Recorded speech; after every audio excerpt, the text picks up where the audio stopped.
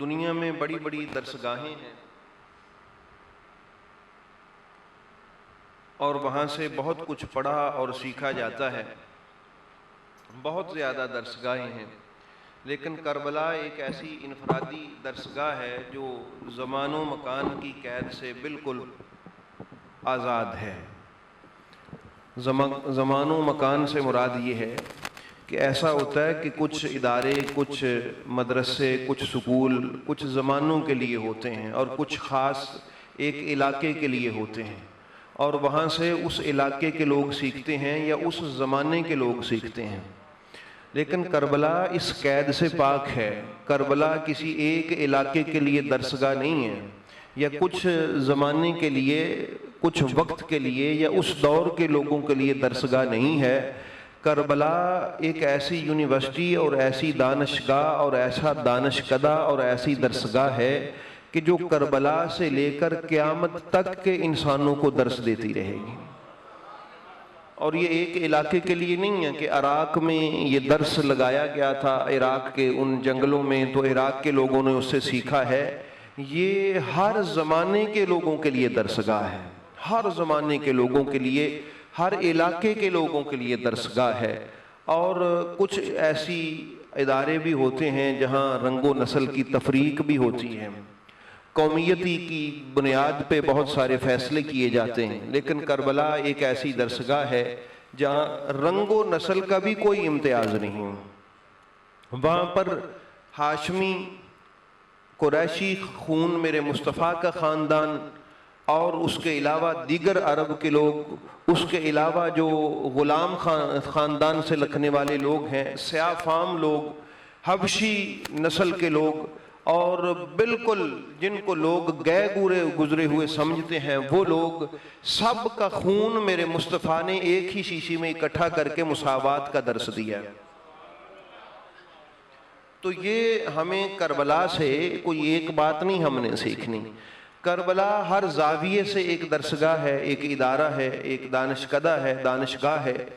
کربلا میں سیکھنے کو ہمیں بہت کچھ ملے گا۔ ہر مکتبہ فکر کا بندہ، وہ کسی سیاسی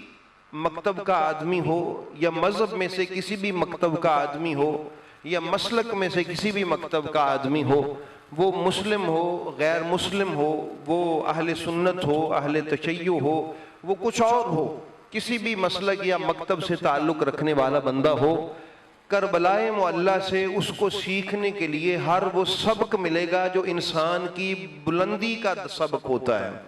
جو انسان کی آزادی کا سبق ہوتا ہے، جو انسان کے بلند رہنے اور عزت سے جینے مرنے کا سبق ہوتا ہے۔ کربلا میں ہر کسی کو یہ سبق نصیب ہوگا، اس لیے ہم کربلا کو یاد رکھتے ہیں۔ تو احباب گرامی،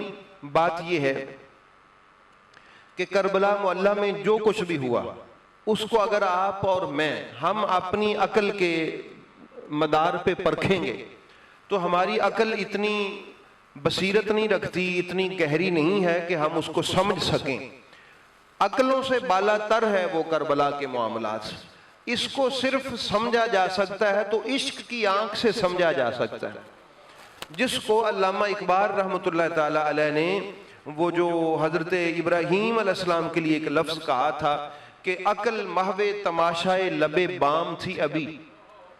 کہ عقل جو ہے وہ یہ جو منڈیر ہوتا ہے، جنہوں بنیرا عقیدہ پنجابی چاپاں،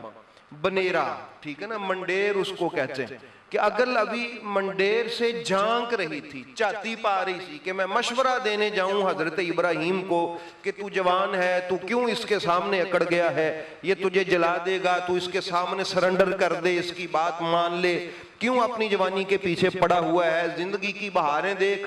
علامہ صاحب فرماتے ہیں اگر عقل ابھی قریب آئی نہیں تھی، اگر عقل جو ہے وہ ابھی قریب آنے کے لیے اپنے آپ کو تیار کر رہی تھی، یوں جھانک رہی تھی ابراہیم کے پاس جاؤں، کہ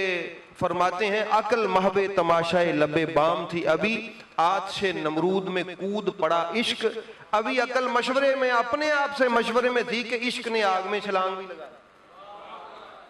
تو یہ کربلا بھی وہی ہے کہ عقل ابھی مشورہ دینے آ رہی ہوگی کہ حسین تمہیں کیا مسئلہ ہے، تو اتنے بڑے گھر کا آدمی ہے، لوگ تیرے ہاتھ پاؤں چومتے ہیں، صحابی تیرے قدموں کی مٹی جھاڑتے ہیں، عزت ہی تو ہوتی ہے، وہ تمہاری ہے تو تو کیا لینا چاہتا ہے؟ کیوں تو اتنا اس یزید کے سامنے کھڑا ہو گیا ہے؟ سرنڈر کر دے، بات مان لے اس کی۔ عقل ابھی دور کہیں مشورے کر رہی ہوگی کہ حسین علیہ السلام اپنے بیٹے کے سینے سے برچھی نکال کے عقل کو بتا رہے تھے کہ دور ہی ٹھہر، یہ تیرا مشورہ نہیں ہے یہاں چاہیے، یہ ایک بندے اور اس کے خدا کے عشق کی کہانی ہے، اگر کسی کو سمجھ آ جائے تو۔ اس لیے اگر عقل پہ ہم کربلا کو پرکھیں گے تو کربلا ہمیں عقل سے تو سمجھ نہیں آئے گا۔ جتنا بھی سین ہے، جتنے بھی کربلا کے جو معاملات اور مناظر ہیں، وہ عشق کی آنکھ سے دیکھیں گے تو پتہ چلے گا کہ مولا حسین علیہ السلام کی عظمت کیا ہے۔ تو اس لیے احباب گرامی یاد رکھیے گا، یہ عقل میں نہیں بات آتی کہ جب مولا حسین علیہ السلام کے سب ساتھی شہید ہو جاتے ہیں اور آپ ارد گرد دیکھ کے آواز دیتے ہیں کہ حل من ناصر ینصرنا، ہے کوئی ہماری مدد کرنے والا، تو وہ سر کٹے ہوئے لاشیں تڑپ پڑتے ہیں، اور ان سے بھی آواز آتی کہ آقا حسین اگر خدا ایک بار اور زندگی تو ہم تیرے قدموں پہ قربان ہو جائیں۔ تو اس لیے یہ عقل و فہم سے بالاتر باتیں ہیں، ان کو ہم اگر عقل کے کسوٹی پہ پرکھنا چاہیں گے تو عقل جواب دے جائے گی کہ یار ایسا ہو نہیں سکتا جیسا کربلا میں ہو گیا ہے۔ تو عشق الہی کی لگن تھی جس نے یہ سارا کچھ کر دیا ہے۔